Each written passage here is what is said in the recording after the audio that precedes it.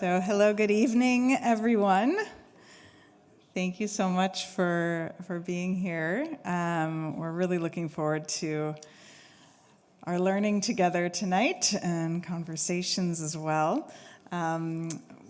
Welcome everyone to Temple Sholom. I know most of you, but those I don't know yet, I'm Rabbi Carrie Brown, one of the rabbis here at Temple Sholom, and we're really delighted to be hosting this evening of learning with Rabbi Shoshana Cohen, a collaboration between Temple Sholom and JSpace Canada, and we're just really glad you're here. I just want to share that I just returned from Jerusalem last week. I was there for a week in the Hartman Rabbinic Leadership program that I'm a part of, and really honored to learn at Hartman, but it was especially nice this trip to get to meet Shoshana in person for the first time and to get to know her, and we're in for a treat. And I'm going to let Maytal in a moment introduce Shoshana, but I first want to introduce Maytal and in particular to introduce JSpace Canada, because I know that for some of us, we've heard of JSpace or maybe even not heard of JSpace, and it's such an important organization in our Canadian Jewish community. And so I want to share just a little bit about JSpace first. So JSpace Canada is a pro-Israel, pro-peace, pro-democracy Zionist advocacy organization that champions a two-state solution led and advocated by Canadian Jews. As Jewish Zionists, we have a role to play in ensuring Israel's future as a Jewish and democratic state. And for that to happen, we must engage critically in conversations about the Israeli-Palestinian conflict. So that's a bit about JSpace. And I want to introduce Maytal. Maytal Kowalski is the executive director of JSpace Canada. She was born in Winnipeg. Go Winnipeg. To an interfaith family, and she made Aliyah in 1994. She's lived on a kibbutz, a moshav, and in the mixed city of Natzeret Illit and Nof HaGalil. She attended junior high and high school within the kibbutz schooling system and was involved with multiple shared society and peace-building initiatives. Maytal has spent the entirety of her career in the nonprofit and charity space with a focus on fundraising, marketing, and strategic communications. She served on the board of the New Israel Fund of Canada and currently serves on their advisory council. She participated in the Sholom Hartman Institute's Canadian Community Leadership Program and the Wellspring Summit for Educators, and is a 2021 Israel Policy Forum Atid Charles Bronfman convener. I don't know what any of that last part means, except it sounds impressive. So welcome, Maytal.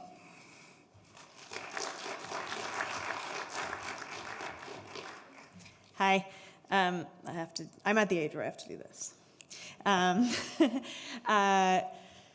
Hi, thank you so much, everybody, for joining us tonight. And we do want to get started right away, and I'll introduce Rabbi Shoshana Cohen right away. But I want to take just a minute, and I want to thank, first of all, Rabbi Brown for hosting this event, specifically in partnership with JSpace Canada tonight. A quick anecdote is that a lot of work that I do with JSpace Canada is political advocacy and meeting with our elected officials. And the thing that I most often say to them is, I'm not here to tell you that I represent the majority of Canadian Jewry's opinion. I'm here to tell you that no individual or organization does. And I think that something that we forget, especially when times are really tough, is that we do actually have quite a fair amount of safety and security in Canada as Jews, which we're really lucky for. And I think that one of the things that proves that is the fact that we can openly disagree within our community and have, what the Talmud describes as arguments for the sake of heaven. Times are tough right now. Global political instability, the shakiness of the ceasefire and hostage release deal between Israel and Hamas, and Canada's own upcoming federal election. And I think that the most dangerous thing that we could do at a time when it feels like our liberal world order is no longer a given is shut down conversations or silence voices.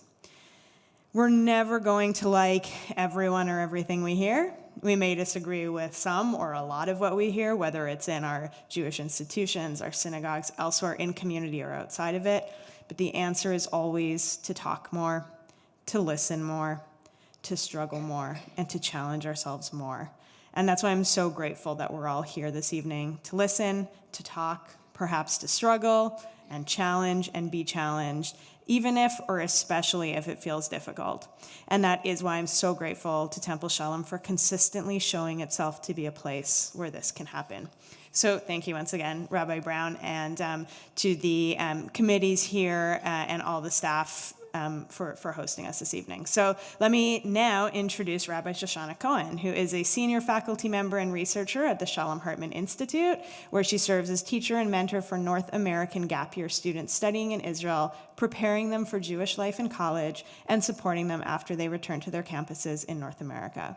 She is also a part of the Smola Emuni, or the Faithful Left, a diverse group of religious Israeli Jews who are bringing their faith to the public and political sphere in order to galvanize progressive religious voices in Israel and to create a political and spiritual home for religious Jews who are seeking a more balanced, open, and tolerant Judaism. Prior to being at Hartman, Shoshana was a senior faculty member at the conservative yeshiva in Jerusalem for over a decade, where she taught Talmud, Midrash, and gender studies. She serves as scholar in residence in communities across the U.S. Shoshana was the educational director of Atzum's Takum, a social justice Beit Midrash house at the conservative yeshiva. She has completed advanced studies at Hebrew University, Matan, and the Hartman Institute, and has rabbinic ordination from Rabbi Daniel Landis. She is a founding member of Reshut Rabim, the Jerusalem Forum for Jewish Renewal Organizations. Lecturing in Hebrew and in English, just in English tonight, she has been on the faculty of the Dirisha Institute, the Hartman Girls High School, Yeshivat Talpiot, and Yeshivat Hadar. Shoshana, come on up.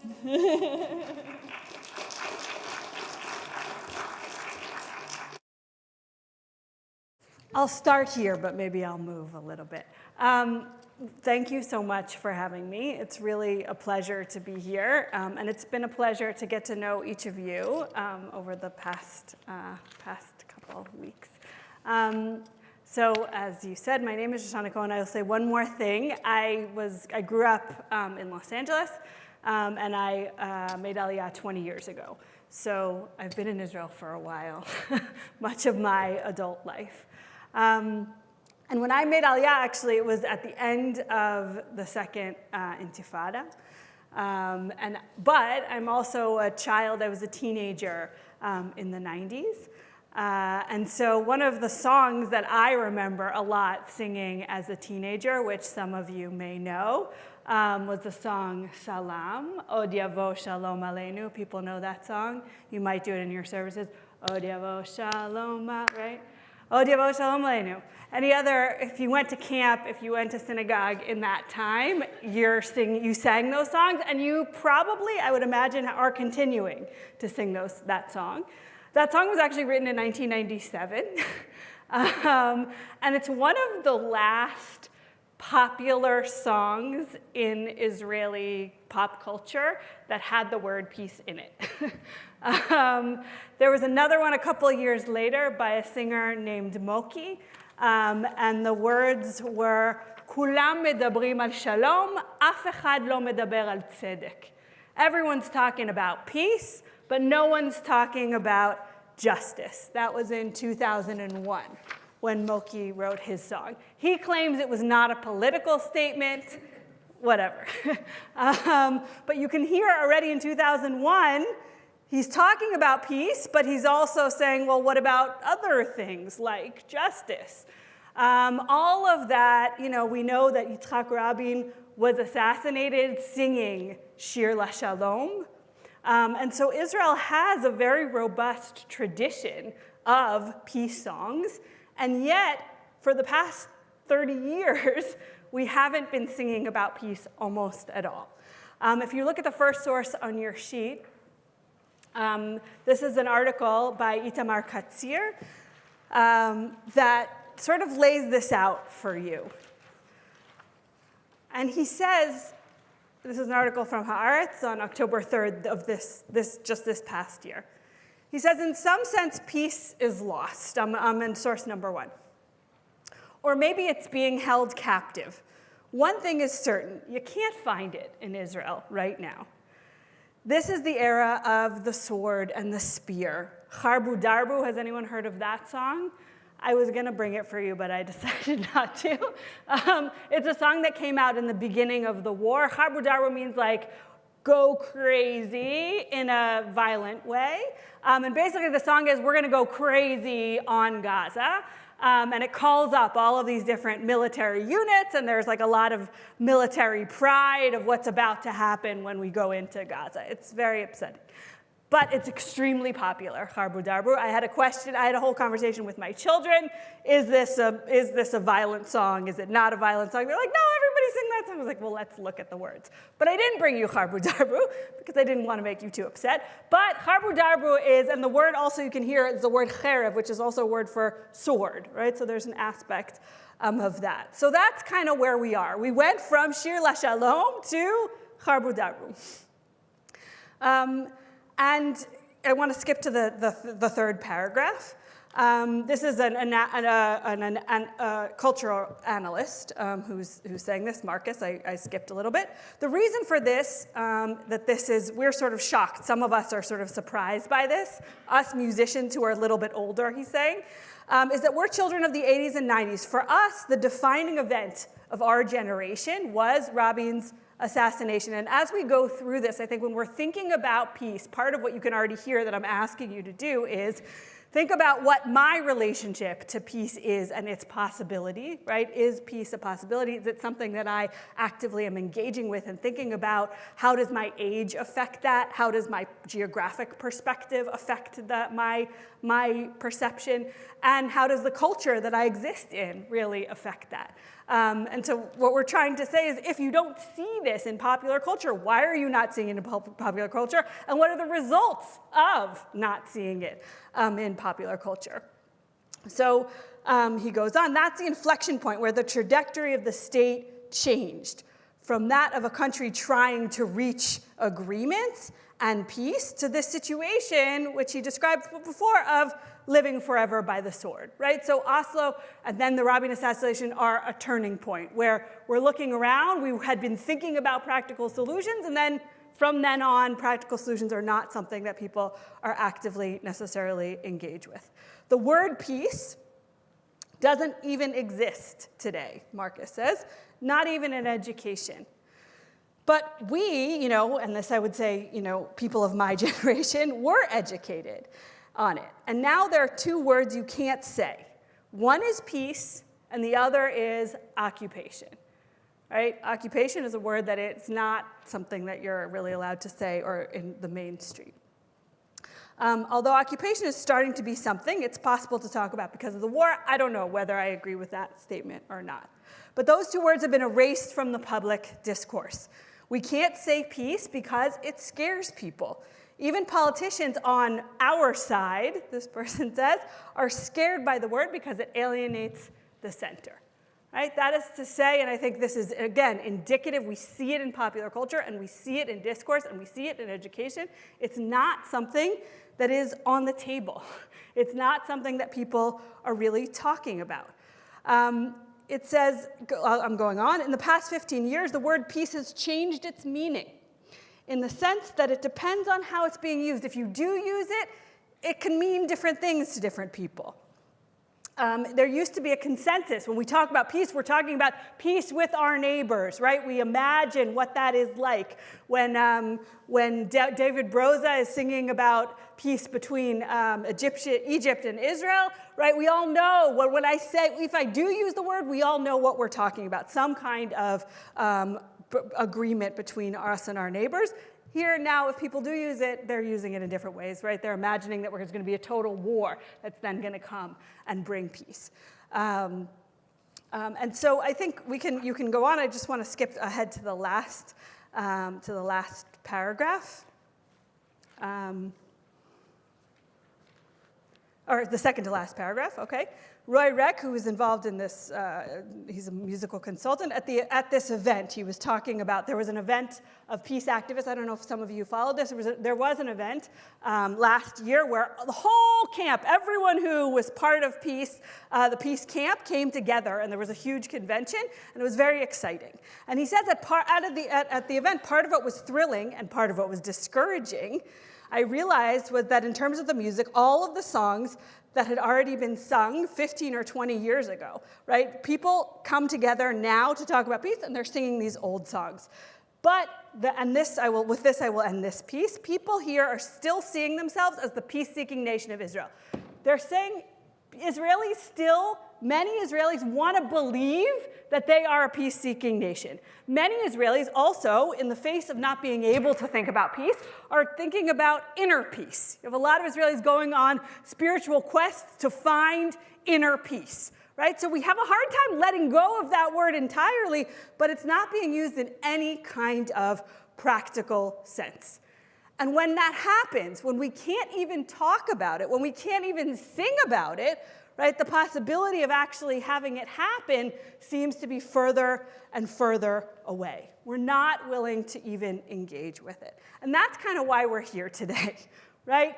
To kind of assess, we might talk a bit about what are the barriers, why are we here, how did we get here? But with that, you can imagine why we got here, right? The fact is that this, as a practical possibility, has in fact kind of been off the table for a long time. You have generations who grew up who didn't see that as a practical reality. And so they stopped talking about it, and they stopped thinking about it, and it's not in art, and it's nowhere.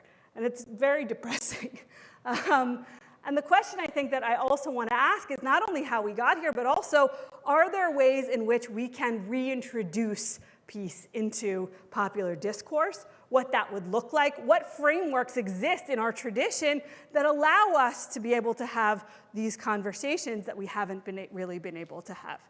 And so I'm going to ask you to do something interactive for a moment. We're going to move on. One of the places where we actually do consistently mention the word peace, and this isn't true of people who are in synagogues, we mention peace all the time in prayer, right? We say, and I'm going to ask you, I'm going to read the words, and I want you to take a moment and think when you read these words, when you say these words, either you might say them, I'm sure some of you are coming and you're having prayer experiences frequently, so if you are, you can answer my question in a second, or if you're just encountering this now. When I say the words, Oseh Shalom bimromav, Hu Yaseh Shalom Aleinu V'al Kol Yisrael, or Aleinu V'al Kol Yisrael V'al Kol Yishvei Tevel. May the one who makes peace in heavens make peace for all of us and for all of Israel, and let us say Amen. When I say those words, what are you thinking? Right? When I say Oseh Shalom bimromav, what are you thinking when you're having that experience in prayer? What are you envisioning? Is there something that you're envisioning? Do you have a picture in your mind? Right? So think about it for a second. We can share. Oseh Shalom bimromav, Hu Yaseh Shalom Aleinu V'al Kol Yisrael. Right? Anyone? Certainly in my mind, it has nothing to do with Israel and Palestine. Okay, nothing to do with Israel and Palestine. All right, what does it have to do with? I think it has to do with I'm just thinking of this now. Yeah, please. Spontaneous learning is what we're here to do. A state of being that we can all maybe one day aspire to. Right, great. Like a big state of being, like an enormous universal state of being that we can aspire to. Great, okay. Any others? Yeah, and you can say your names. What's your name? Bob. What's your name? Kim. Building on what Bob said, and I had also never really considered this until you asked. Then you asked, and I realized that I have an answer. Which is sort of also dating myself as having grown up in the 80s and 90s, sort of like I'd like to buy the world a Coke kind of global serenity. Fascinating. Experience, like this pie in the sky. Yeah, very visually beautiful, apparently. Like, peace. Great, beautiful. I'd like to buy the world a Coke. Terrific, right? Everyone's part of it. Everyone's getting along. They're probably smiling, right? Great, okay. Any others? Yeah. Hello, I'm Oli from the Netherlands.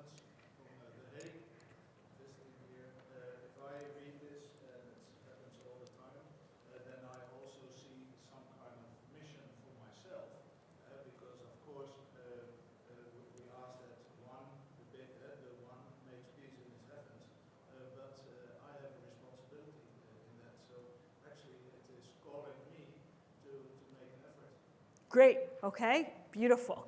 All right, so all he's saying, probably he may share, I would imagine, the initial, you share that vision, but you're saying when I say that in prayer, I'm also seeing it as a call to myself. And I want to build on that. I think one of the beautiful things about prayer, which is coming out in a couple of the things that you're saying, is on one hand, prayer really allows us to regularly and repeatedly speak the dream, right? Over and over and over again. We may read Isaiah from time to time, but every time I sit and I say, Oseh Shalom b'mromav, I get to think about that vision, and it's really beautiful, right? And Ollie's also saying, and I heard this once from my teacher, Levi Lauer. I don't know if any of you have heard of him. He's an amazing Reform social justice rabbi. And he said similar to what Ollie was saying, when I pray, part of what I'm doing is taking stock of the world as I see it and taking stock of myself. Am I doing what I'm supposed to be doing? Imitatio Dei is not some kind of theoretical thing. It's something that I am actually looking at the words of the prayers and saying, is there peace? Oh, wait, there's not peace. God, we need some help, but you know what? What have I done today to make there be more peace and more justice? And the fact that we do it over and over again really lets us have that, what we call in Hebrew, cheshbon nefesh, right? The mirror that we hold is repeated. We get to do it over and over again. And sometimes it's really depressing because there isn't, and we feel it's out of control, right? But it's an attempt to sort of take stock. Anyone else have anything else that was different that you feel when you're saying Oseh Shalom b'mromav? Yeah. When I said, I think of it quite narrowly, peace among Jews. Great. Exclusively. I kind of figure we can't get it right amongst ourselves. Why go after others? Right, definitely. Okay, that's also another aspect of this. And I think also this is true of these words, Oseh Shalom, right? Oseh Shalom al Kol Yisrael, right? This question, and this is true of this verse, but it's also true of, the broader conversation about peace. What am I focusing on, right? Peace is really big. It requires a lot of people to get along. If I do want to move the needle, do I want to move the needle in a universalist way? Or do I say, wait, maybe I'm going to focus on Yisrael.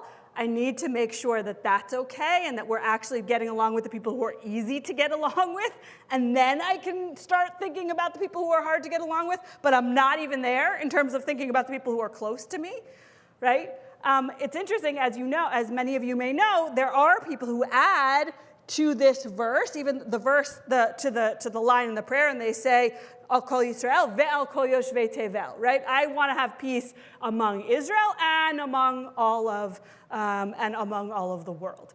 Which is just to say that something else I think that's really interesting about prayer is it allows for this. On one hand, there's a fixed, something that's fixed that continues for many, many generations, and at the same time, there's a constant reinterpretation that is happening, right? Anytime I go in as an individual or I go in as a community and I encounter these words again, something new is going to happen interpretively. And prayer is a place, actually, where that interpretation constantly has to happen, because in prayer we have this sense that I want to say the words, I might want to say a lot of words that are traditional, but I want them to be meaningful, right? And so I must bring myself and the world that I'm living in and the things that I want there to be. Part of this is me also preaching to you, right? Saying, yeah, this is what prayer could and should also be about. We're going to come back to that Oseh Shalom b'mromav at the end, because I think it means maybe even more than what we see here. But I wanted to say that prayer then is one of the avenues of making sure, are we doing it? Is peace happening? Is really through prayer. What prayer also does is it allows us to speak our values, right? Values go from something that we kind of believe in the abstract to something that we say, and we might even say communally, right? We're all now saying it. There's no pressure. We don't have to, it's okay to dream about the Coke, right? Like that's part of what's happening, right? And what I would like to see, I think that as you see, as we go through these sources together, I think that we're going to go on a sort of journey from this enormous value of peace. How do we bring it into the world? It's not going to be, as we said in the beginning, for whatever reason, just talking about peace doesn't make there be peace in the world. So what are the intervals, the steps that we might be able to take? So I like to say is prayer is one where I can have the value and I can say it out loud in community, and that can start to perhaps change things a little bit in the universe. But to go back to, I'm sorry, I'm going to keep talking about the Coke. Once you put it in, I can't, right? Right? And both of you, right, brought this idea of what I'm envisioning is this kind of utopian peace. And that is expressed, I think, most classically, which you have a couple of the classic sources of that in Isaiah.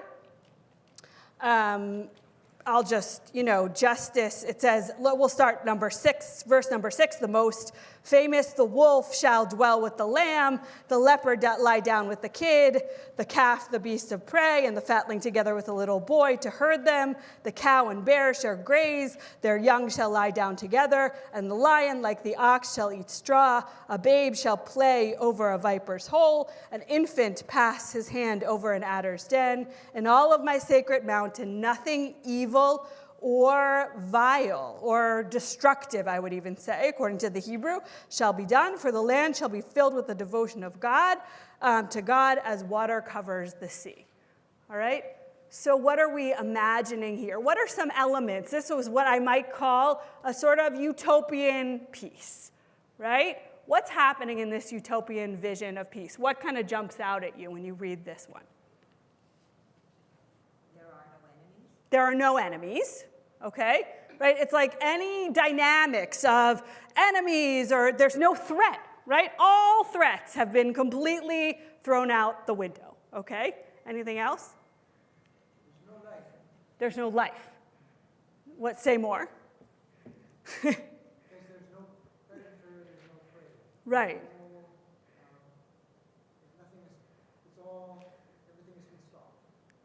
Right. It does, right? It does. I agree with you. There's something that feels frozen almost about this, right? In a utopia, you can think about utopia. We want to get to some kind of utopia in reality, but then once you get there, then that's it, right? There's no more life. Everything's done.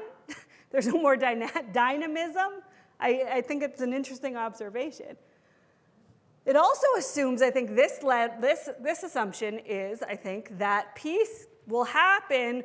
There's no more, right? Nature has been completely changed, right? That's what we're also describing here. In order, you might argue, for there to be peace, that's going to happen when everything about the natural world completely changes the way that it exists, right? That doesn't feel like something we can ever actually even really achieve. It's a really nice vision, but it makes it even farther off, right? And even further, if I were to say, people are going to get along with each other, that's a little closer. I don't imagine it's going to happen, right? But it's a little closer than the lion and the lamb, right? Everything would have to change. Now, I want to say, I think, and so often what people do when they envision this utopian peace is like, well, it's not really helpful for making peace actually happen in the world. But I want to say two things about this utopian peace before we move on to some other models. Number one is I've been talking to my daughter, who's in 9th grade, and she has said to me several times, my whole childhood is COVID and war. I also work with 18-year-olds. Part of my job at Hartman is working with gap year students. And what I'm introducing that because I do think we were talking about generations, right? And there is something about the generation, certainly of my children or my students, who don't even imagine that the world can be better, right? They imagine, they have no guarantees about what is going to happen tomorrow. They have no guarantees about what is going to happen in a month. And that's real for them, and it should be, right? Their experience has proven that you don't know what the hell is going to happen. That's what the way that they're existing. And for them, I do think that there's there's a pedagogical opportunity. This visioning, right, seems particularly important. And I've actually I was teaching a group of teachers, and they did this exercise with their middle schoolers of really just having them draw or write, what do you imagine when you hear the word peace? What does that look like? And so I think that we can easily skip over it, but that visioning actually at this moment, and I'm speaking about my children, but I think this is true of all of us, we see so much darkness that taking time to just remember, wait, how does that light look? What does it look like? What are the details? Who's in it? Who's in the picture, right? What are all of those things? Imagining, dreaming, being able to create those dreams seems particularly important. And I think when I think about prophecy, right, this is Isaiah. So prophecy sometimes, prophecy has different elements. Part of prophecy is about, hoping for a better world. It's about making sure that people who are not doing good things are going to do the right thing. And prophecy also has an element of art, right? Prophecy is also poetry. Isaiah is one of the most poetic books in the Bible. So that's also what Isaiah is doing. At times when things are not looking good, you have a prophet standing up and creating this gorgeous picture of what the world could be like. And that speaks back to what we're saying. What role does art play in this? Artists allow us to be able to, imagine what this other world might be. So while utopian peace can sometimes be detrimental to the peace process, because sometimes people say, well, yeah, I believe in peace too. Never, right? I believe in peace too when Mashiach comes. And it can kind of hold us back, but there are certainly elements of it, if we're doing it in a mindful way, that feel really important. Any questions, comments on the utopian peace model? Yeah? What I find difficult is so you keep on dreaming, it gives you hope, and that is absolutely important for us, also to be resilient and have hope. But I also notice by myself that I have to do my best not to be drawn into the dark. And what we said, for instance, in my family, is that we don't want our hearts to be hijacked by Hamas, because we want to keep our pure heart and see people as beautiful people as well, and not get into the hatred. But I must admit that it is very, very difficult. I find myself sometimes in the dark and believing that everything is black and dark and that we can only fight. Right, definitely, right? And I We need each other probably to keep on dreaming, especially during the services, that we have this vision of hope. Right. And also what you're saying is, and this vision that involves the possibility, I was talking about it in a broader way, and you're bringing in another point, which is what peace involves me being able to see certain things in other people, right? Believing in the possibility of peace means that I can look at someone else and say, all right, I see a partner in you.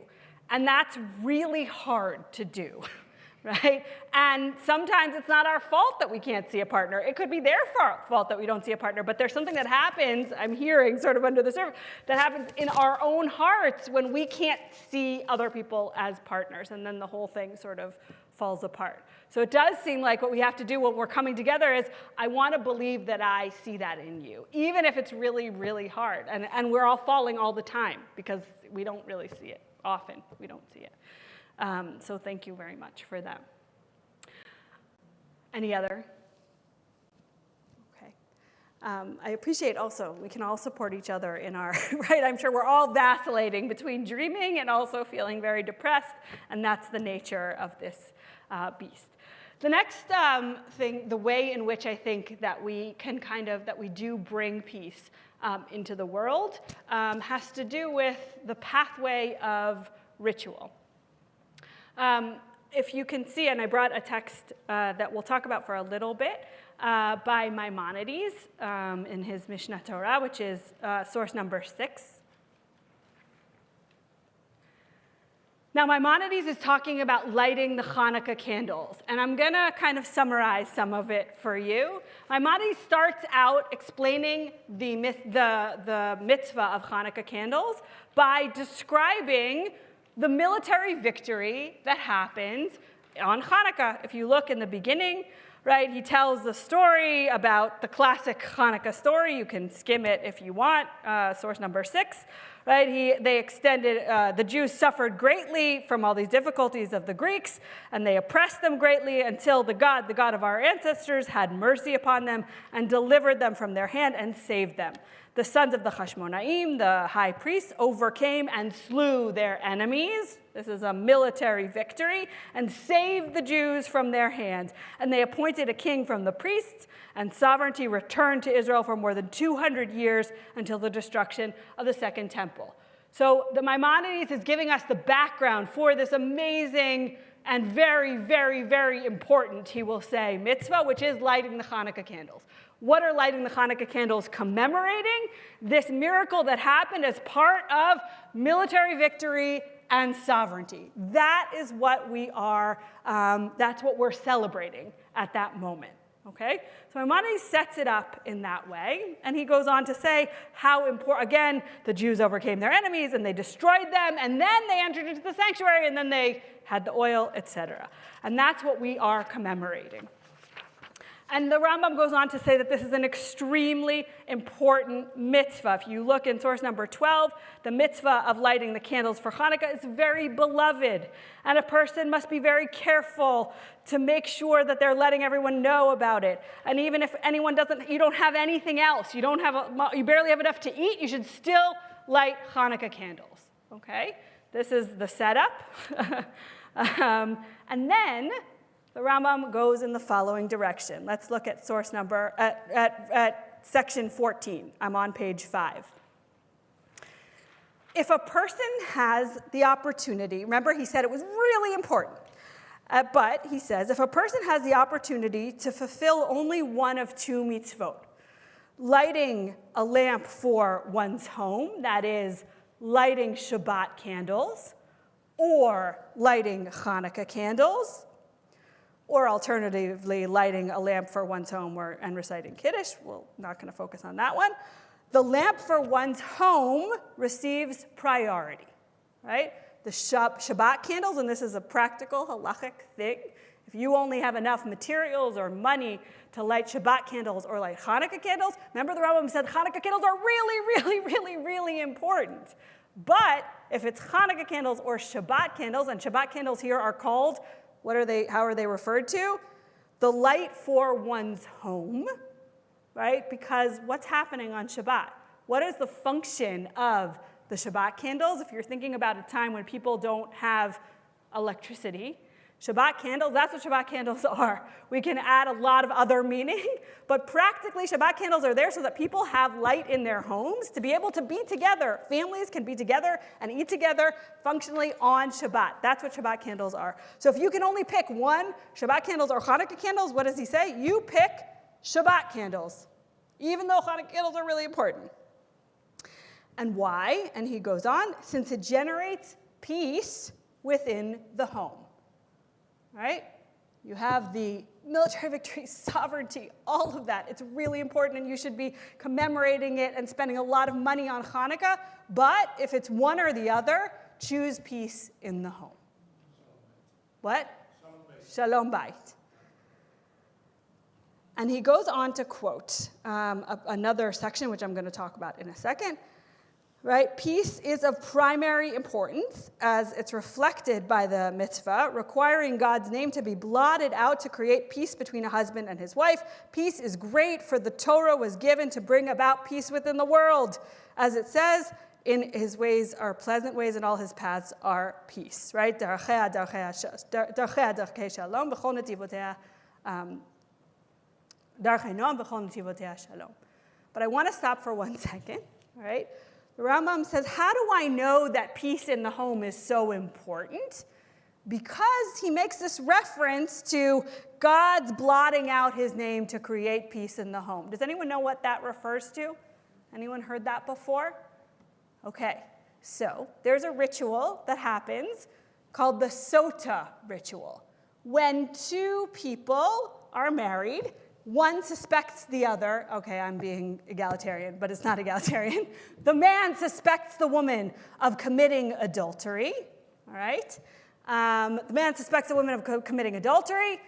They take them, basically, he takes her to the court that involves the priest, and they do this whole ritual, which basically ends up absolving her of the suspicion of adultery. That ritual involves the priest writing God's name on a piece of paper and breaking it up and into water and having her drink this water.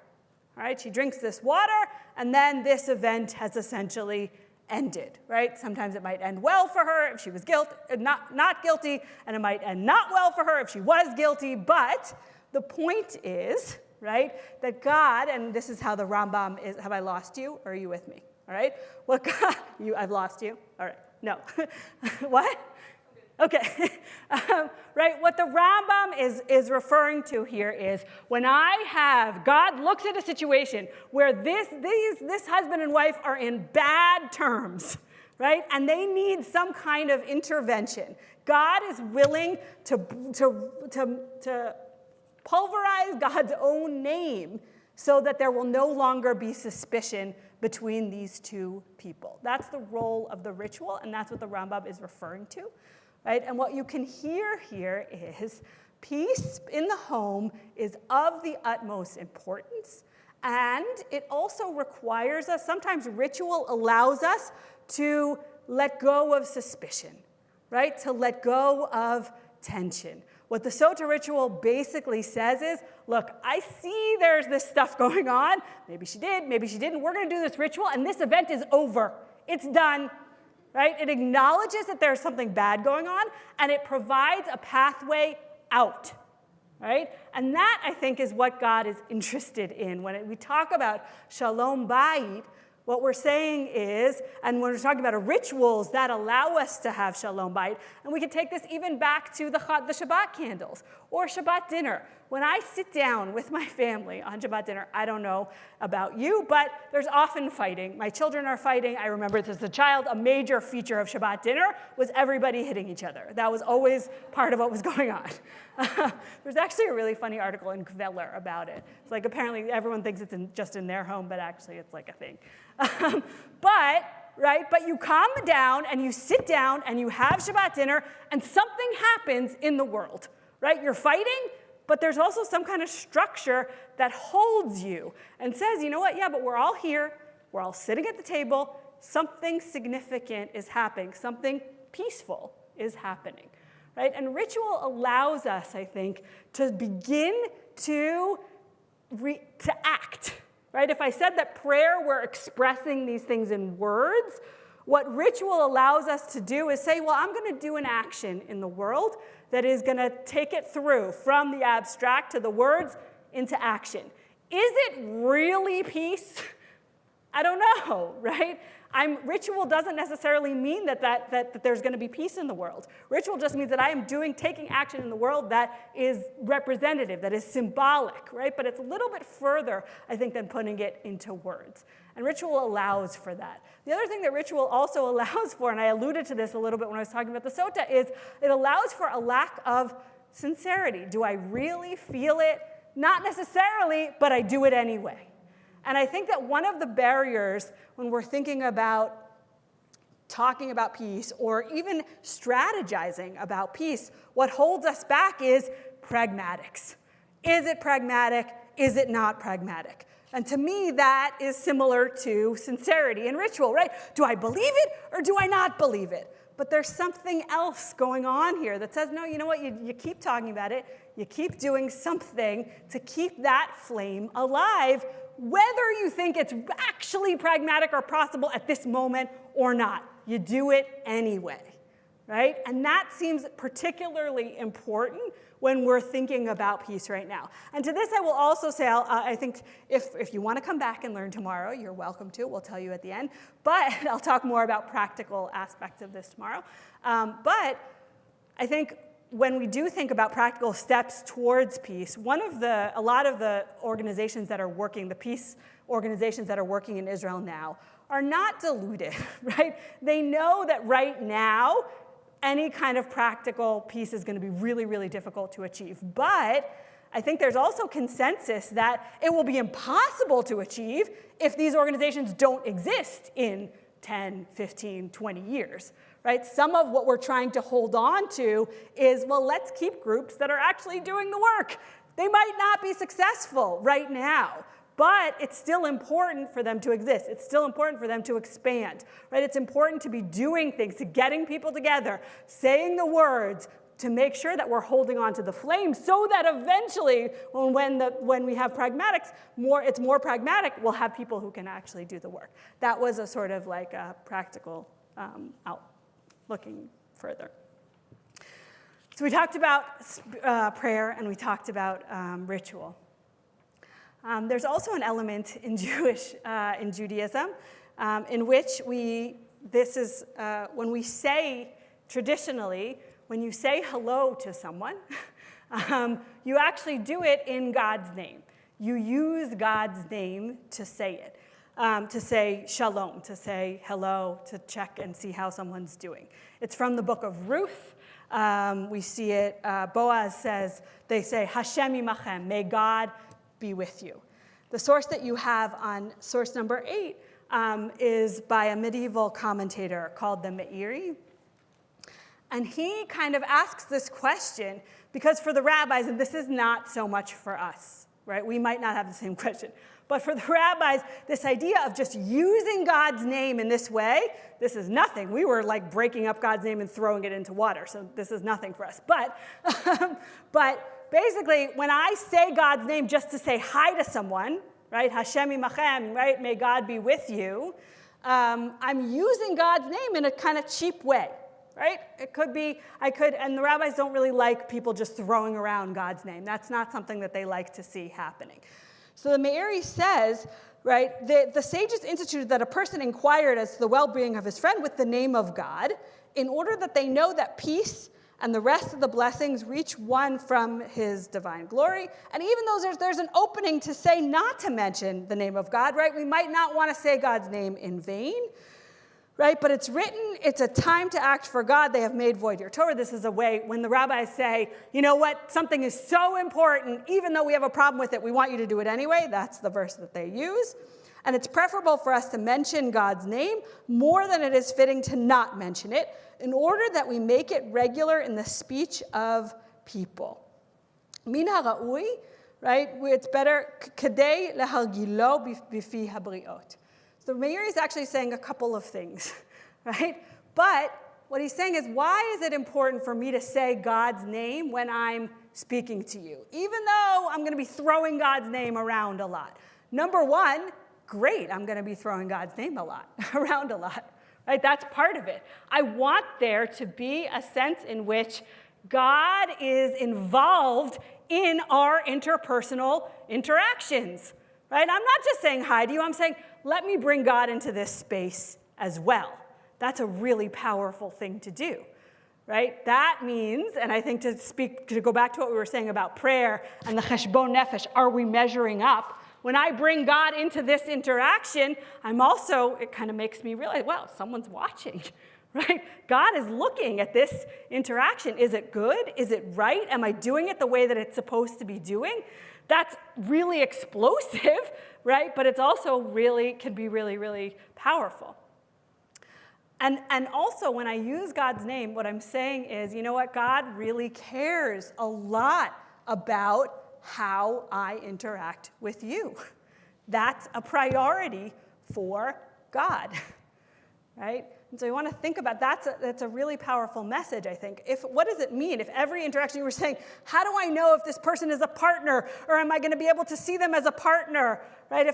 Every time I look at someone, I'm like, you know what, I'm going to bring God into this space. Maybe God will help us actually connect between people that we have a hard time seeing. When I also say Hashem imachem, maybe I'm also bringing in that person being in the image of God, right? I'm also saying, wait, you know what, when I look at you, I'm seeing, not only am I bringing God into this interaction, I'm seeing God in you, right? How does that affect the way that we interact with other people? I think a lot of times we use the word Tselem Elohim, right? Being in the image of God all the time. But what does it mean to do that practically? And I appreciate something about this framework, the framework of saying hello using God's name, which actually means Tselem Elohim is also not an abstract concept. When I have an interaction with you, I am consciously trying to see the divine within you. And that has to do with your shalom, how you're doing, has that amount of significance. Any comments, questions? Yeah, go ahead. The shalom is also in the Amidah, the last thing we say. So it's the highest form we can get into. Right. So if you wish somebody shalom, then you wish all the other things as well. Right. Right. All those things come with it. Right. Right. Yeah. Great. Go ahead. The whole idea of God is watching us. Yeah. And you made a reference to art, and music is part of that. Yeah. I remember the first time I heard the song From a Distance. Mm-hmm. With choirs after I heard it. But just the bridge, God is watching us. Right. And I found it incredibly, chillingly moving. Right. Right. Yeah. And I thank you. I do think I have this conversation a lot. Sometimes I have difficult theological conversations with 18-year-olds. And a lot of them, I'm a kind of on the spectrum between conservative and Orthodox rabbi. And I have students who are all along the religious spectrum. And a lot of them are actually coming from an Orthodox background or sort of maybe on their way out of Orthodoxy, but are really interested in my theology. They really want to hear, but do you really believe in all this stuff? What does it mean to you? And what you're saying, and I think you heard it in me, and now you've reflected it back, that notion that there's something beyond us that either sees or is some kind of standard, right? I can actually, in a concrete way, am I doing that? There was something happening with the micro. I can imagine, right, sorry. I'll just take this. Okay. Right, what I was saying is why I hold on to a transcendent notion of God, even if I have questions about it, right? Because there's something really powerful about believing in a reality, believing that this reality that is beyond this world is actually possible, and also having this other force that's out there that's kind of checking us or allows us to look at ourselves from the outside. And I think that that's a really powerful and important image. Yeah? But when you were talking earlier, at first I thought you were referring to God as something from the outside, seeing as God as something from the outside, but you did at one point mention seeing God within the other person, the image. Right. So isn't that really the point, is accepting that God is not just without, but within? Right. Each one of us. Right. I think that there's a sort of a theological symphony that's happening here, right?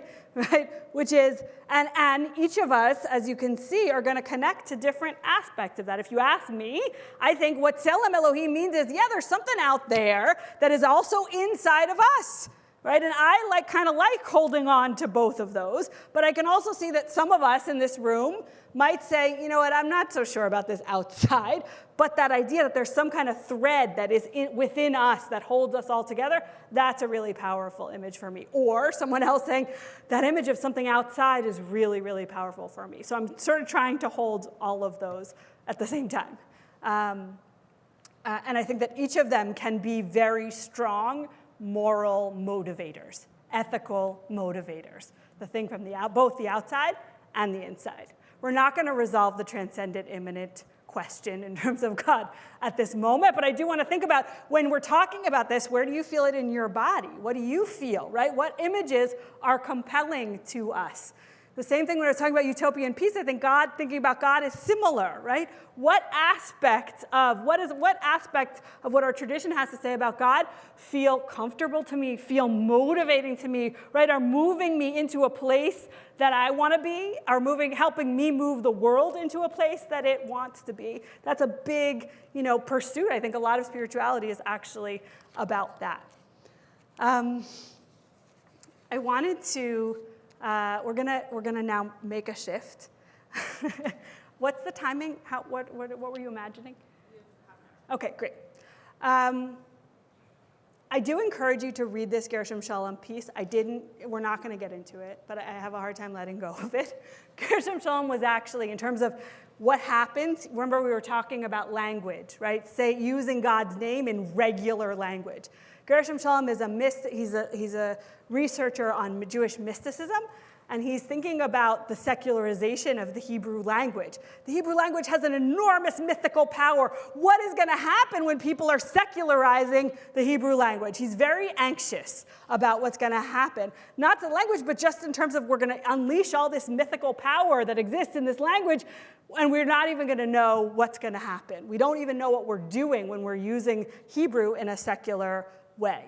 I've just brought Sholom to say, and you heard this when I was explaining it, right? Actually, what he is also saying is there is an enormous power in using God's name to say hello to someone, right? When I have this layer of mysticism and of holiness in my everyday interactions, crazy mystical things can happen, right? There's actually maybe these forces of peace that might be unleashed in the world, if I say that. And I will say that on the ground, some of the peace initiatives that I have been involved in or that are happening involve spiritual leaders, right? Different people from different spiritual communities who are saying, yes, the politics is one thing, but we want to kind of be in Jerusalem and unleash this mythical power that comes when we, speak of peace together. So that is, spiritual peace is another aspect of what we might see here. And I think that the last piece that I want to kind of focus on now, and then we're going to leave time for questions. Don't worry, it's going to take some time. We're not at the end. Is if we're moving towards more practical aspect of how we get to peace, one of the things I think that we're going to have to realize is that peace is going to require sacrifice, right? Why am I saying that? Because in the public discourse, particularly in Israel, and perhaps here too, there's a notion that you hear this a lot. We can't talk about peace because we can't afford to talk about peace, right? When we think about peace, what stands in contrast to peace? Security. Right? I need security. Any talking about or thinking about or moves towards peace will threaten security. So unless I know that my security is completely settled, I'm not going to talk about peace. Right? I need to know that it's going to be perfect. I'm going to be totally safe in order to be able to engage in a conversation with peace. However, war is taking a lot of sacrifice, right? We're losing a lot. I wake up every morning for long periods of time seeing more children of friends who have been killed in the war, obviously seeing hundreds and thousands of Gazans who are also being killed. War is also, we're willing to sacrifice a lot for war, right? I think that part of the paradigm that needs to be shifted is, yeah, you know what? Let's be willing to sacrifice for peace too. We're going to think about what that means, but peace can't be the thing that I'm only willing to engage with once there's not going to be any sacrifice. That seems unrealistic and it seems immoral. So I want to think about what sacrificing for peace might look like. What might we have to give up? Now, this could have political ramifications. It might mean that I'm going to be willing to give up a little bit of security in order to try to do peace. But it also involves a sort of more abstract sacrifice. So let's look at source number 10. Hillel and Shammai heard, right? They received this oral tradition. Hillel used to say, Have mitalmidav shel Aharon, you should be, Hillel's telling all the people, you should be the students of Aaron the priest. Ohev shalom ve'rodef shalom, right? You should be one who loves peace and pursues peace.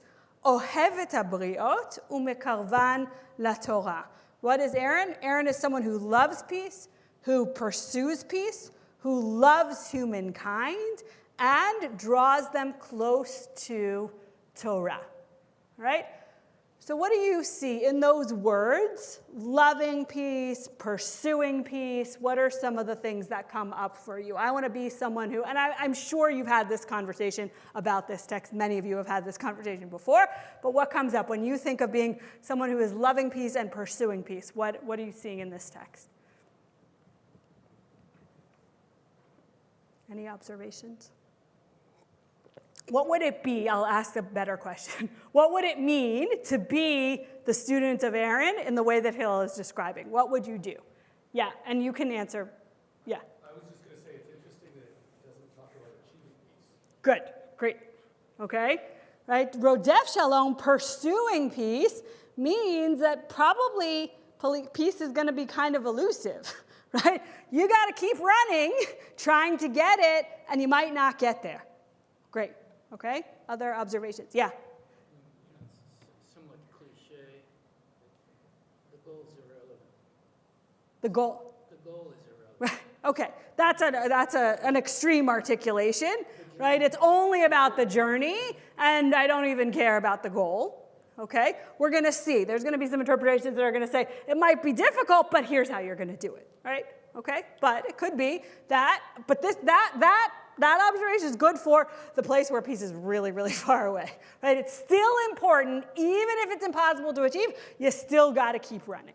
You still got to keep trying, okay? Anything else? Have a practice. Good, okay. Have a practice. It's a ritual. It's a practice. It's something that you don't just do one day and then forget about Right. it the next day and then pick it up a week later. Right, it's something, It's your living and breathing it. Right. And that's what. right, yeah. You are a student of Aaron, right? There's also, this is my identity. I am a student of Aaron. I'm doing this every day, right? It's not something that I come back to or I go do zigzag. I do it, right? This is who I am. In terms of this is who I am, I also want to point out something else. I think when it says be a ohev shalom, and someone who loves peace and someone who loves mankind, you could read that as make your heart, right, the kind of heart that loves peace, right? Do something to orient yourself in that direction. What occurred to me recently when I read this text, and it's a text I think you read it and so much comes out every time you read it, is maybe Aaron is a person who's just oriented towards peace, right? Maybe Aaron is an ohev shalom. Maybe there are some people in the world who happen to line up. Their heart and peace are kind of lined up. They're the people who are the natural peacekeepers and the peacemakers. I do think when we look at the next text, I think that that's how they end up characterizing Aaron. And I think that that's important on our landscape because to be a rodef shalom, you might say everybody has to try to be a rodef shalom, right? To be an ohev shalom, you might say, well, you know what? There are some people who are more ohev shalom. That's kind of what they do. That's their thing. So what do we do? What are those people? What do those people have to do? Well, maybe they really have to dive in. You know what? I'm someone who's actually good at making peace. I'm good at getting people to the table to talk to each other. I am really into that. So you know what? I'm going to take on. It's a leadership orientation. I see that I'm an ohev shalom where I have the talent of peace. Do it, right? Not everyone might have that.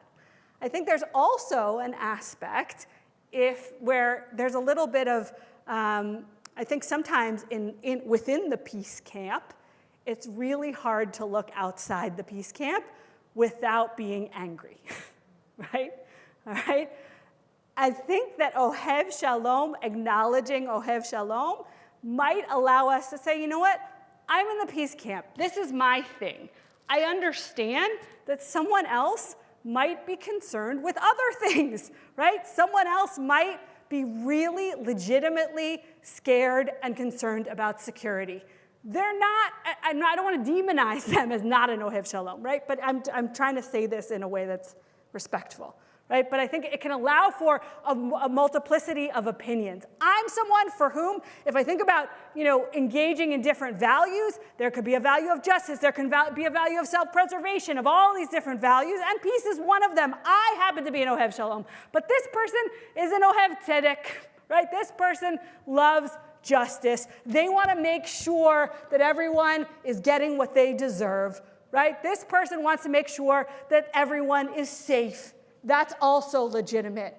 And I'm just saying when we're thinking about how we kind of build coalitions, we have to acknowledge, I'm good at this, this is my value, other people might have other values. So if we are an Ohev Shalom, we might be able to be tolerant of the fact that not everyone is, that's not always everyone's guiding principle.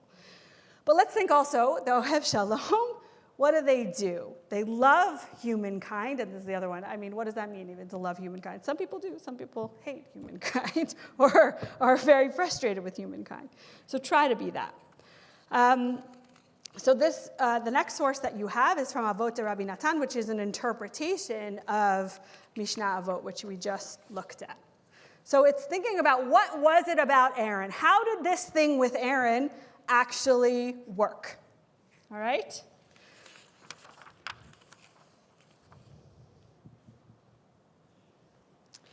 When Aaron was walking, I'm going to look at the bottom of the, right? So Aaron loved peace. He liked peace. And let's look at the bottom of page 8. When Aaron was walking down the road, he came upon a wicked person, and he would wish him shalom, right? Remember, we were talking about using words, using greetings to actually bring the values that we want into the world. So what would Aaron do? He would see a person who he knew was not good, and he would say to them, shalom. The next day, when this person wanted to do something bad, they would say to themselves, alas, how will I be able to look Aaron in the face? I'll be so embarrassed when he wishes me shalom, right? So Aaron is the kind of person who's like, I don't care who you are. Hi, how are you? Shalom, peace be on you, right? Aaron is looking at every person in a positive way, and that actually has the potential to change the person. The person's like, oh, if I do this thing, I'm not going to feel good when Aaron says shalom to me. I'm going to not feel deserving anymore. Right? So Aaron is recognizing this person is not great, but going out of his way to say shalom, to interact with them, and that actually makes them see themselves differently. So this person would stop doing what they were doing. So that's one. Aaron's modeling and actually doing, seeing the best. We were talking about how do I make it so that I can see my partners, right? That's what Aaron's doing. Aaron's looking at this bad guy and saying, shalom, right? And the hope is that in doing that and engaging repeatedly with another person, even a not good person, in a positive way, eventually will do something to change them if I am consistent and I consistently do that. And here's the part that comes with, I think, what I read as a bit of sacrifice. And I want to know, as we read this part of the story of Aaron, if this is the kind of price that you would be willing to pay for peace. All right, when two people were fighting one another, everyone with me on the top of page 9, Aaron would go, and now we don't know why these two people are fighting. Ostensibly, they actually really hurt each other, right? They don't like each other. Aaron would sit next to one of them and say, my child, look at the anguish your friend is going through. His heart is ripped out, and they're tearing their clothes. And they're saying, how can I face my old friend? I'm so ashamed. I betrayed their trust. And Aaron would sit with them until his rage subside. So I'm sorry, my trying to make this gender better is making it confusing. So I'm going to stay with the gender that's written, and then I'll change it next time. Then Aaron would go to the other person in the fight and say, my son, look at the anguish your friend is going through. His heart is ripped apart, and he's tearing his clothes. And he's saying, how can I face my old friend? I'm so ashamed. And I betrayed his trust. And Aaron would sit with him until his rage subsided. When the two people saw each other, they would embrace and kiss one another. And that is why it says the entire house of Israel wept for Aaron for 30 days. Why did Israel weep for Aaron? Everyone? Because he always judged everyone fairly, and he always made it so that people could have peace with each other. Everyone, right? He was speaking to everyone. What do you think about Aaron's methods? What's happening? Have we got the situation? Yeah? All right, so what do you think about Aaron and his peacemaking methods? He knows how to listen. He knows how to listen. Okay, great. All right. What else? Anything else? It's very progressive. It's not judgmental. It reminds me of groups who've been deeply impacted by conflict and are able to reconcile despite their differences. Who've been very deeply impacted. Right. Groups like the Parent Circle, those kinds of things. It reminds me of something like that. Right. Great. Great. Yeah. Aaron is trying to get their friends to look at things from their enemy, from the perspective of the person offending them. Right. He's sitting, he's listening, he's bringing the other person's perspective, right? Well, this is what I know you're hurting. This is how they see it. Okay. Any other observations? Yeah. But Aaron is making the assumption that the other person, that one of them cares enough. Right. Very interesting to me. Okay. Say more about that. Well, in order for something like that to work, you have to be either guilted into it by Aaron or care enough to listen to what Aaron is saying. And there's too much in today's world, living inside that world, where that is not the case. Right. Okay. Yeah. That's problematic to me. Okay. All right. So let's also unpack that a little bit. Let's say these people are really, have done horrible things to each other, right? And you're right. What is required here is that they have to have enough faith in Aaron. That's true, right? In terms of what you're saying. They have to, be willing to engage with the conversation with the peacemaker.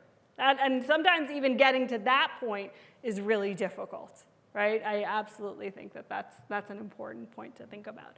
But let's say these people are fighting. They hate each other a lot, right? And Aaron is essentially, one possibility is he's getting at what they really want from each other, right? He's saying something true.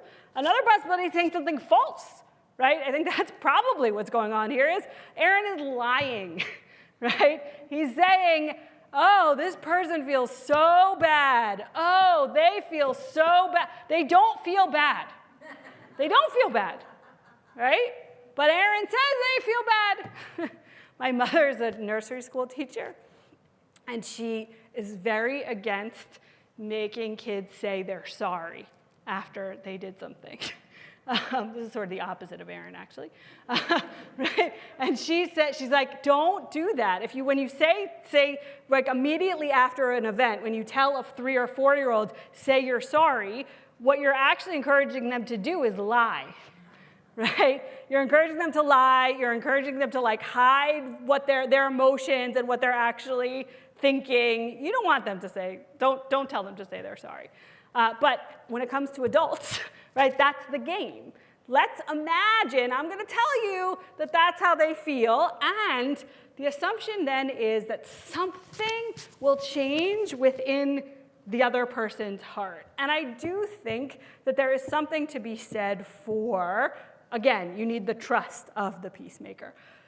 But you can all think of situations, and maybe you can even imagine a situation like this. Think of what happens when someone says to you, you know what, that person feels really bad. I think that there is a power to those words, even if somewhere in the back of my head I might really know that it's not true. Just, well, maybe it's true. Maybe something changed.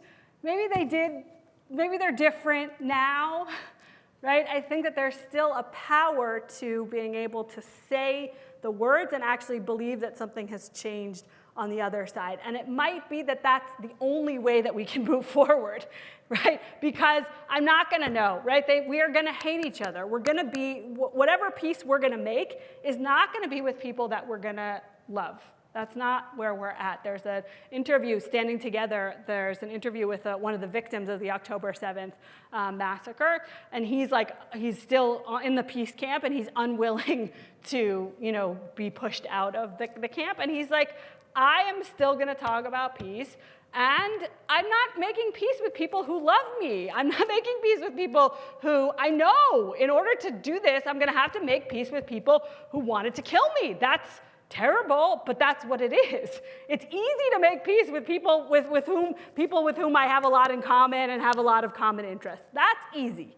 But what's hard is that we're going to have to make peace across enormous difference, and we're not going to come to major love. That's unlikely that that's going to be able to happen.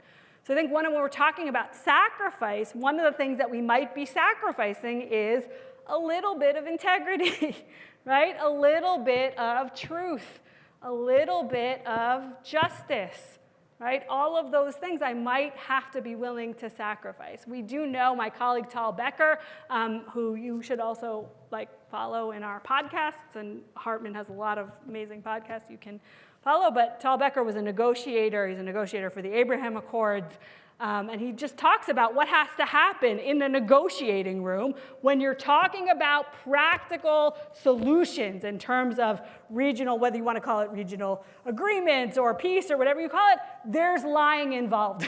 That's what's happening, right? There's lying, there's manipulation. We have to acknowledge that that's going to be part of the process. Right? Sometimes that's going to create we're going to be able to get practical solutions because of that. And sometimes what we might hope is, like in the Aaron case, our hearts might actually be shifted a little bit when we do this kind of manipulation. So I think one of this is what are we willing to sacrifice?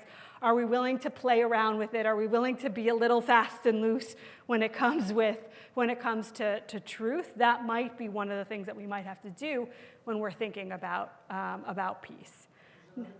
Yeah. So maybe hearts will change, or maybe some practical solutions will be found. Maybe also the real underlying problem will be ignored, and in fact everything will fall apart. Yeah. Right? Could be. Right? Right? If we do too much, if I'm hearing what you're saying, there's a balance, right? We can't, when I say sacrifice, when I think about sacrifice, I want to sacrifice something. I can't sacrifice everything, right? And so even when it comes to truth, if I create this whole narrative which has absolutely nothing to do with the reality of what anybody thinks or feels or is willing to do, then it's going to fall apart. Right? So we need to be able to balance a goal of peace and some kind of things that are true and practical and all of that. But the question is, right, what's the balance? That I have to leave to, bigger negotiators and policymakers than myself. But you're right, that's a huge risk.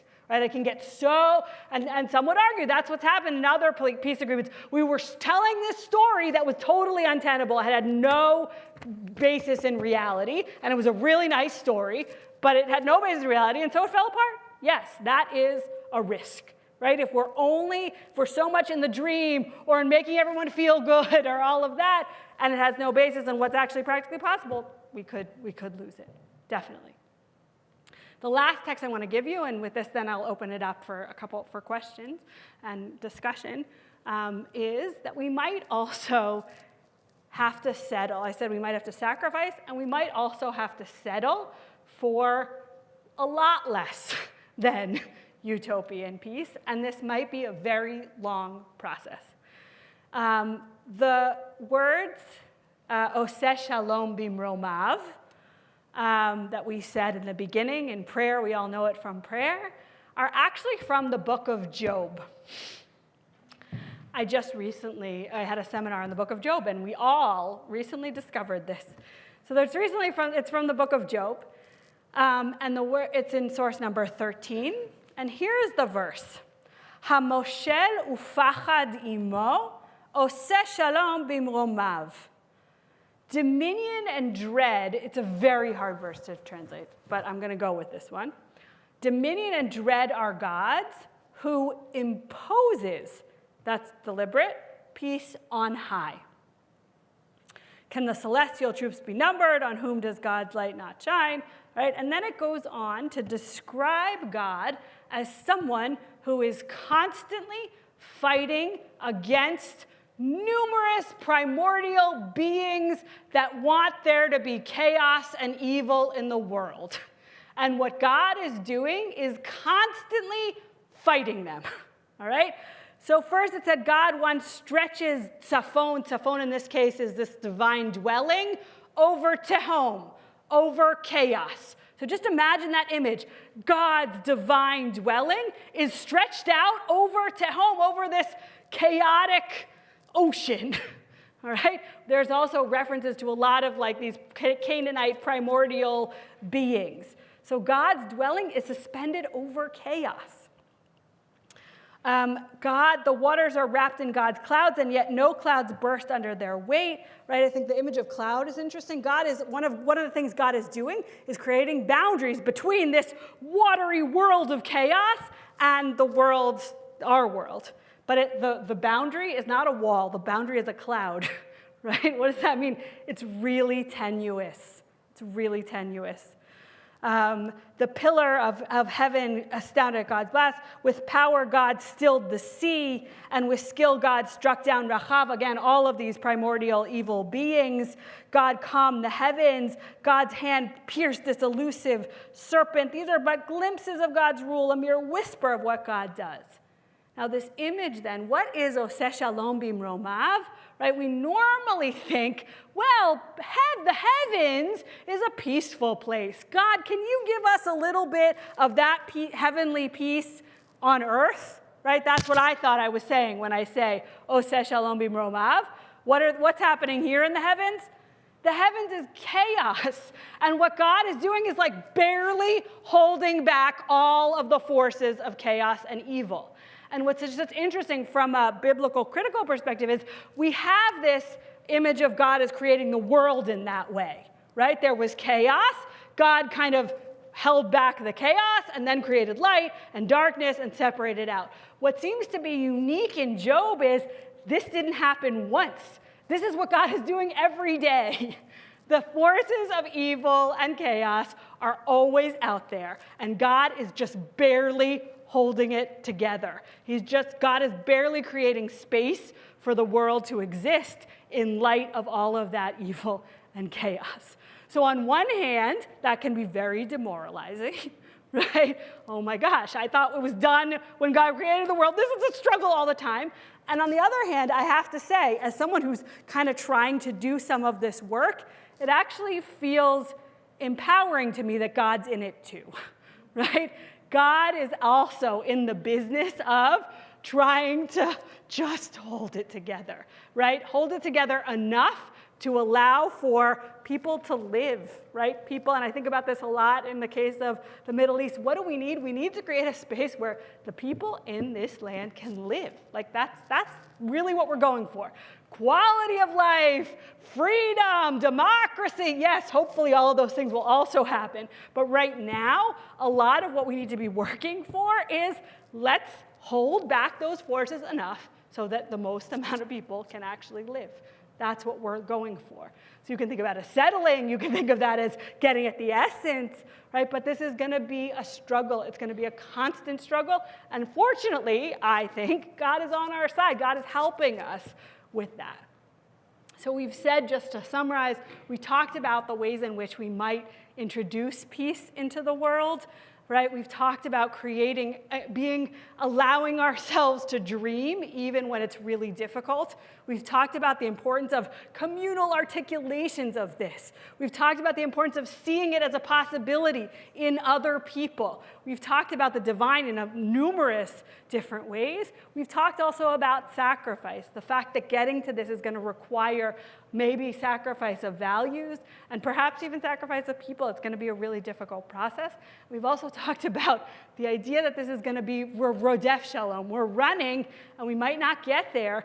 And this is so much more than lo alecha amlacha ligmor, right? It's not up to you to finish this work. We're talking about something much more difficult and much more challenging, but hopefully, eventually possible to engage with. So with that, I'd like to open it up, observations, questions, what's sitting with you, what are you still holding, what are you taking away, and we can talk for a few minutes. Yeah. On the way here this evening, a few of us were talking, and I was wondering when we were going to be here, and thinking about the title of the talk. And I said, it's about trying to imagine peace. I can imagine doing that. I can think about it. But if she's going to talk about love, that's just not on the table. and so partly that's just an observation. Yeah. Says the two. And I'm wondering whether that was intentional or just happened. I don't know. I guess it wasn't. But you're right? Where we ended up was love, maybe love is not where it is, right? I do think that we did try to get a little bit at the love piece when I was thinking about, the way that hearts change, right? That's something that seems to be very far off, but there are aspects of personal interactions and believing something about someone's willingness to, say, be in a room with me, right? That just changes something about the way that I feel and the way that I feel about them. So to that, I would say, and I'll say that I think before October 7th, I was very adamant about political advocacy, and I was a little bit skeptical of kind of dialogue work. There's some amazing organizations, like one's called Roots, if anyone has heard of it, which brings Palestinians and Israeli, a lot of them youth, to kind of just come and hang out together and talk with each other. And I was sort of very belittling of those kinds of efforts. I'm not anymore. Because so much, so much of what is happening in people's hearts, and so much of what is happening has to do with education.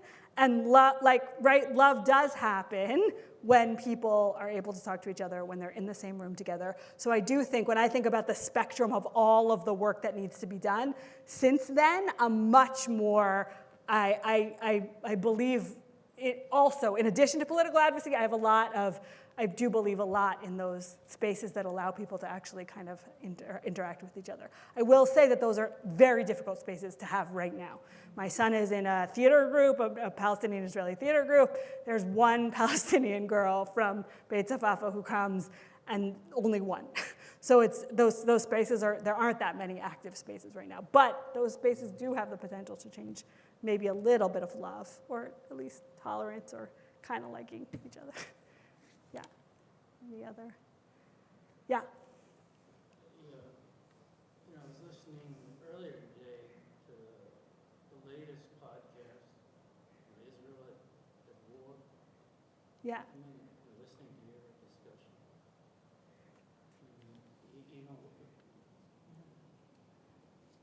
What it seems to me, how you fail really matters. Because they were touching upon, Yossi and My colleagues, Daniel Hartman and Yossi Klein Halevi, have a podcast. they were reflecting on how difficult it was for them to see the number of Israelis who were comfortable with the idea of forced mass expulsion from Gaza. Right, So I thought to myself, how you fail matters. right, definitely.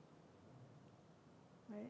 We're not in a good place in terms of what we're imagining, right? That's the opposite end of this is something that we hoped was far beyond anyone's ability. Like, we don't even want people to imagine that. We certainly don't want this to be a practical solution, and suddenly now it's become something that you can talk about and legitimate and not only dream. Some people are dreaming about it, some people are planning. Yeah, go ahead. Have you had the opportunity to share this discussion, these things with an astronomer? An astronomer? Yeah. No, I don't think so. I think it would be really interesting. I've been reading some latest stuff, research on deep space. Uh-huh. And more they're coming to the conclusion that space is chaos. Right. Big time. Yeah. And but the distances are so great. Right. That there is, it's a peace, but there's a calm. Right. There's a space in between, Right. but things are constantly Yeah. blowing up. It's chaos. Right. Right. No, that's Which it. is Yeah. big in terms of space, distance, and in time. Right. Right. Those are the two components. Yeah. Right. And here we are talking about, we talked about the human condition. Yeah. We talked about the emotional. Right. But that's, yeah. Yeah. Yeah. No, I think it would be interesting to have. right. Yeah, that's really interesting. Science. Yeah, definitely. Right, and I think in general, we're in a situation where I would say from a political perspective, right, we sort of were thinking, oh, we're moving towards order, right? We just sort of have to work things out, and we're moving in this linear direction towards order. And what we're now all seeing is, no, chaos is where it's at, right? We had expectations of order, and there is chaos everywhere. And a lot of what I think this is true Israel-Palestine, this is going to be true in Canada, it's true in the US, it's true everywhere. What we have to now think about is not how we get from chaos to order, because that seems like not realistic, but how do we manage within chaos, right? How do we navigate? How do we create spaces within chaos to allow for life and peace and relationships and all of those? But the abandonment of chaos is something that we no longer really believe is possible. Did you want anyone else? Yeah, go ahead. I was just going to say that I find the line, Aaron would sit with him until his rage subsided. I find it really frustrating because it's like, how long are we going to wait? I know, And like, right? when will we know when the rage has subsided? For sure. Like, I know. enough to get to the next part of the kissing. And I'm like, I know. I understand that that's metaphorical, but Yeah, it's, I want to sit with a person until their rage has subsided. When? right, right. Yeah, I really hear that. Yeah. Interesting, but like I also want to add to that, maybe the issue isn't that it's like a long time to wait, it's that there's no one sitting there within the rage subsides, and actually the people that are sitting there most often are people that are like feeding into the rage or increasing the rage. So like maybe it actually didn't take that long, it's just that like there isn't enough people that are sitting there. Right. Yeah. Great, go ahead. I've been thinking, I think along similar lines, all night, probably because of the Pope thing. No, about faith, which I absolutely do not feel about a large cosmic thing, and I never really have, and it took me a really long time to understand that other people do. That was my adolescence. But I do tend to feel tremendous faith in people, and I think that part of what Aaron was showing was faith. Right. Even if he was lying, he was saying to each of those parties, I have faith that even if what I'm saying is intended to make you reflect on what you are feeling, I believe that we can come to a place where you and this person you hate can share space together without wanting to kill each other. Right.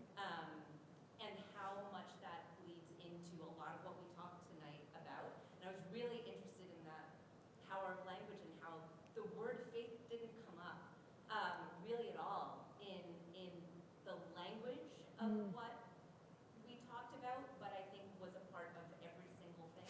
Right. And that you don't have to have faith in 100% of everything. Right. But you can't have hope without believing there's a reason to trust that things can change. Right. Like my mind is blown. I feel like I'm going to spend days chewing on this, and I'm very grateful. Right. Beautiful. Thank you. Right? And thank you also for putting that into a word, right? You're right. There was this sort of thing that was in a lot of what we were talking about. And I do think that faith, emunah, right? The ability to have faith in other people and what they really want and what they can really, yeah, I think it's definitely present. Thank you. The emunah cannot be without the bitachon. That's the Say it again, I didn't hear. without the bitachon. So it is believing in and trusting as two things.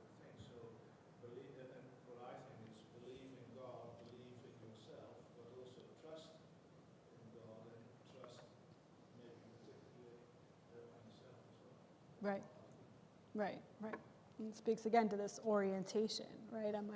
Am I going to enter into these kinds of conversations in a good faith way, right? Am I, even though I have lots of reasons to not believe, am I going to choose to believe, right? And I think certainly when we're talking about this, I'm going to have to change my attitude towards other people, and I'm going to have to believe to a certain extent that they've changed. And that's a really difficult, that's one of the most difficult things that I think that we're facing. Each side is looking to the other, you're never going to change, right? But again, just like the love, how much if I believe that you can change, will that actually, allow you to be able to change? I don't know. But we're going to have to be able to believe that. All right, I think we have to end, right? I don't want to, it's getting late. Thank you so much.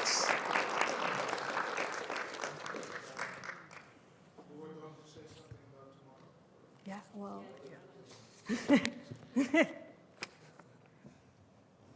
So first of all, just Shoshana, thank you so much. That was really amazing.